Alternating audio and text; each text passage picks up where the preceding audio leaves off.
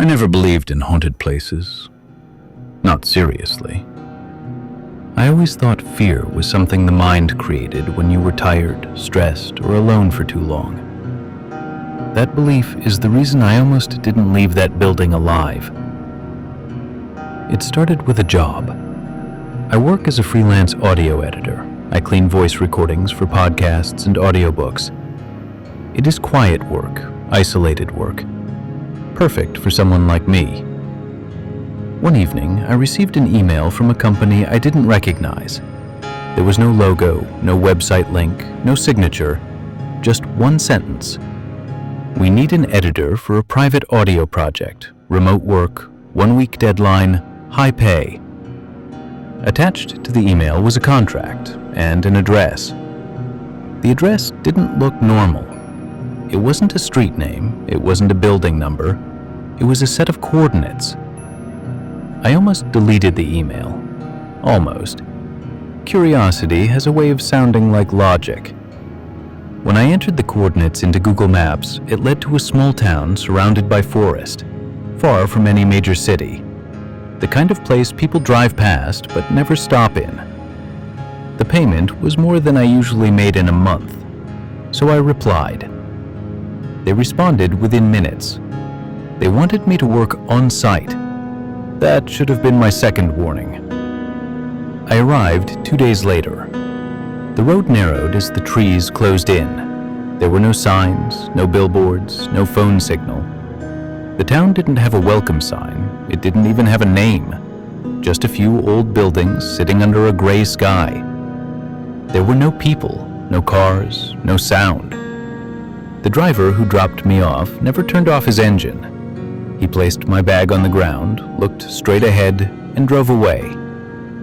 I stood there, alone. That's when I noticed how quiet it really was. Not peaceful quiet, empty quiet. The building I was meant to stay in looked like an old hostel. 3 floors, concrete walls, windows that reflected the sky like blank eyes. A man was waiting at the entrance. He was tall and thin with an expressionless face. He didn't introduce himself. He handed me a key and said, "Room 307. I asked him where I could find the project files. "They're already in the room," he replied. Then he added something that didn't feel like a suggestion. "Do not record anything while you're here." Room 307 was at the end of the 3rd floor hallway. The corridors smelled old, dust, damp concrete. The lights flickered as I walked. Halfway down the hall, I heard footsteps behind me. I stopped walking. The footsteps stopped too. I turned around. The hallway was empty. The room looked normal. A single bed, a desk, a chair, a lamp. On the desk sat a black audio recorder and a pair of headphones. There was no laptop, no instructions, only a small note. "Listen carefully. Do not skip." I put on the headphones and pressed play. At first, I heard static, then breathing, slow and uneven, like someone trying not to panic. Then a voice spoke. My voice. I froze. The recording continued. "If you're hearing this, you haven't left yet, and that means it's still letting you stay." My heart started pounding. I had never recorded anything like this. I had never been here before, and yet every breath and every pause sounded exactly like me. The recording ended. The room felt colder. I took off the headphones and laughed. It didn't sound convincing. I told myself someone was playing a joke. That's when I noticed the mirror on the wall. I stepped closer. There was no reflection. Not darkness, not distortion, nothing. I checked my phone. No signal, no internet. The time read 9:17 p.m. It would never change. That night, I didn't sleep. At exactly 2:13 a.m., someone knocked on the door. 3 slow knocks. I didn't answer. The handle turned anyway, but the door didn't open. Instead, a voice whispered from the other side, "You're not supposed to be in my room." I didn't open the door. I didn't move at all. The voice on the other side stayed silent. After a few seconds, I heard footsteps walking away. I waited. 5 minutes, 10 minutes. Nothing else happened. When I finally stood up, my legs felt weak. I checked the door. It was still locked. No signs of damage, no explanation. I told myself there had to be a rational reason. Someone was staying nearby. Someone thought the room belonged to them. That explanation didn't feel convincing. I decided to leave the room. The hallway lights were still on. The corridor looked the same as before. But something felt wrong. I walked toward the stairwell. As I passed the rooms, I noticed something strange.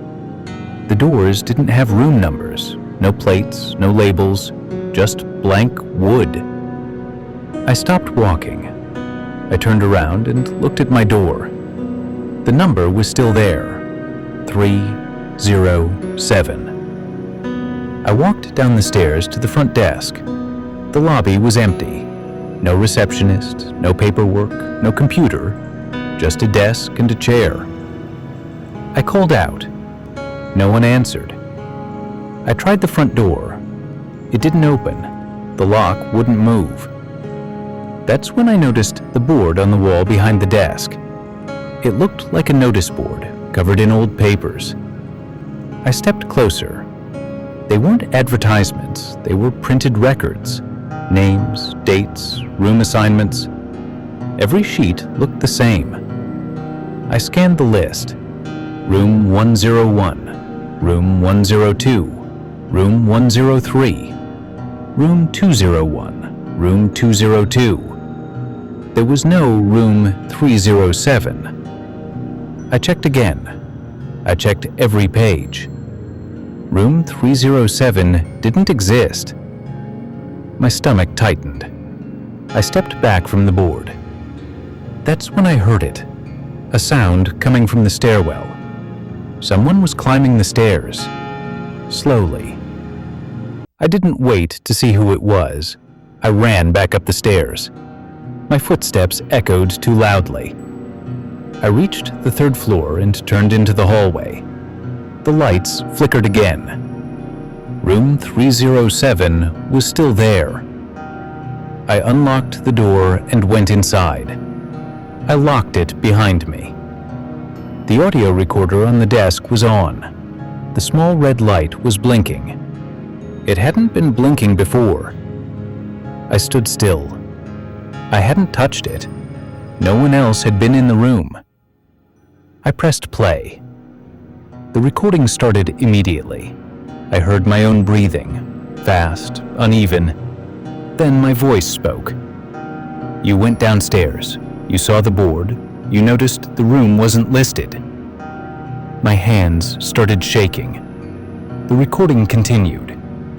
You're going to tell yourself this is a mistake. You're going to try to leave again. I stopped the recording. My heart was racing. I stared at the device. It was describing things I had just done, not things that already existed on the recording, things that were still happening. I backed away from the desk. That's when I heard a sound behind me. Breathing, not from the recorder. I turned around, but the breathing continued. It was coming from the mirror. The surface of the mirror began to ripple, like water disturbed by a stone. A shape started forming inside it. Not a reflection, something else. I stepped back until I hit the wall.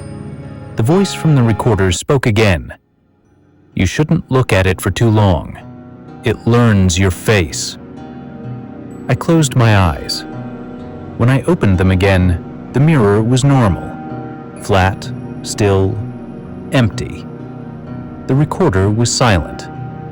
But I knew one thing. The recordings weren't from the past. They were being made in real time. I stayed in the corner of the room for a long time. I didn't move. I didn't look at the mirror again. My mind kept searching for logic. Stress, fatigue, a prank. None of those explanations felt real anymore. The recorder was still on the desk, silent, waiting. I picked it up. My fingers felt cold against the plastic. I pressed play again.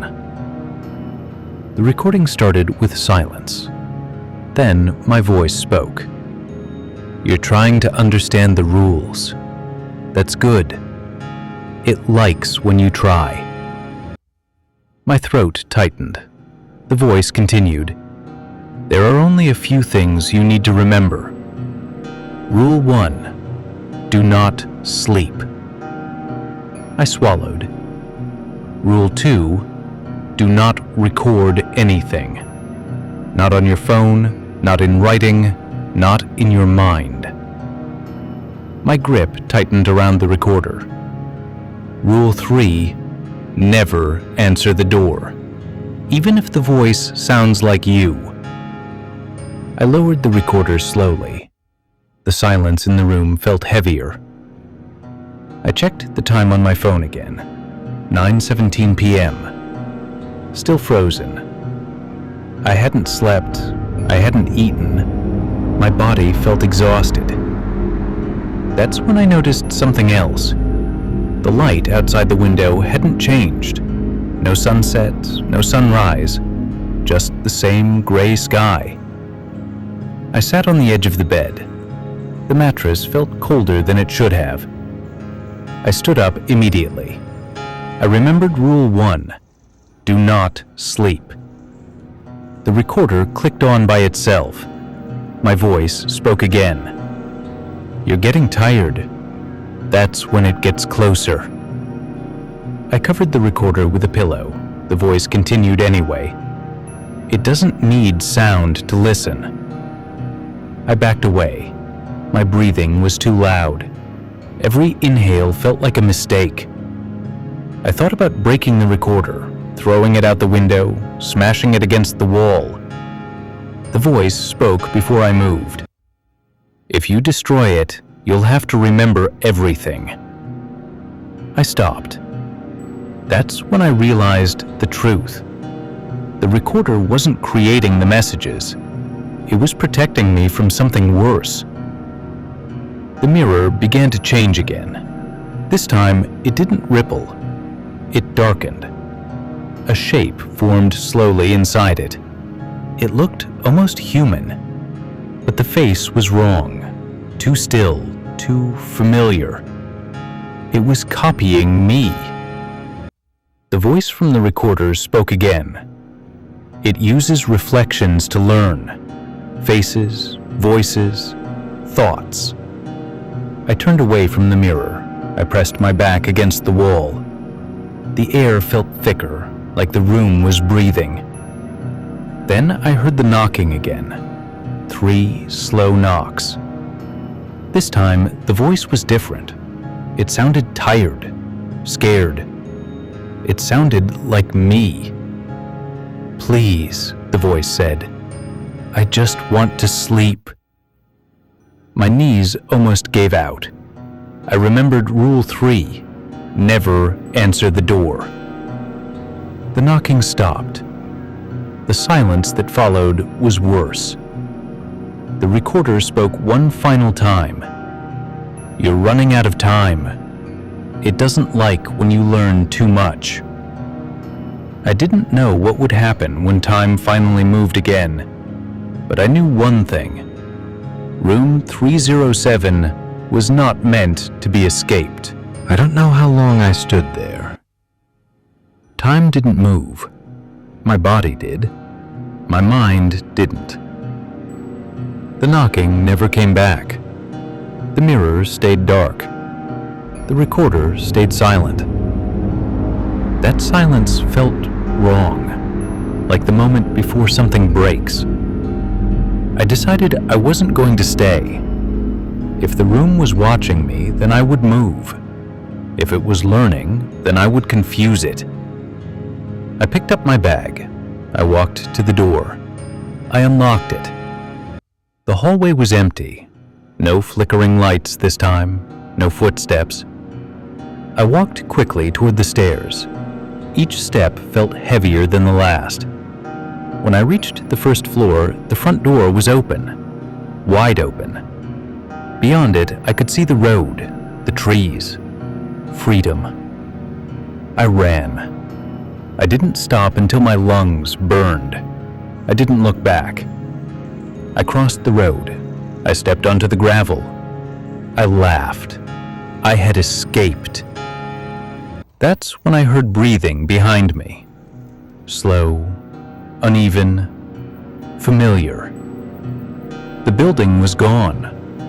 There was no hostel, no road behind it, no sign it had ever existed. Only trees and silence. My phone vibrated in my hand. The screen turned on by itself. The time changed. 9:18 p.m. For the first time since I arrived, time moved. A new audio file appeared on my phone. I didn't download it. I didn't record it. It was just there. The file name made my stomach drop. room_307_final.wav. I pressed play. I heard my voice again. Calm, clear, finished. You think leaving the building was enough. It isn't. You stayed long enough. It learned you. My hands started shaking. The voice continued. You brought it with you. I looked at the phone screen. The reflection stared back. It smiled. I dropped the phone. The screen cracked. The audio kept playing anyway. It needs a room. When it can't find one, it makes one. I felt something change inside my head, like a door closing. Memories blurred, sounds faded, thoughts slowed. The voice spoke one last time. If you're hearing this now, then you're already helping it. I don't remember how I got home. I don't remember the drive. I don't remember sleeping. But I woke up the next day in my own bed. Everything felt normal. Too normal. Until I checked my computer. There was a new folder on my desktop. Inside it was a single audio file, untitled, and a note. Listen carefully. Do not skip. If you're hearing this story right now, that means it worked. Because the room doesn't need walls anymore. It only needs attention. And you've been listening for a long time.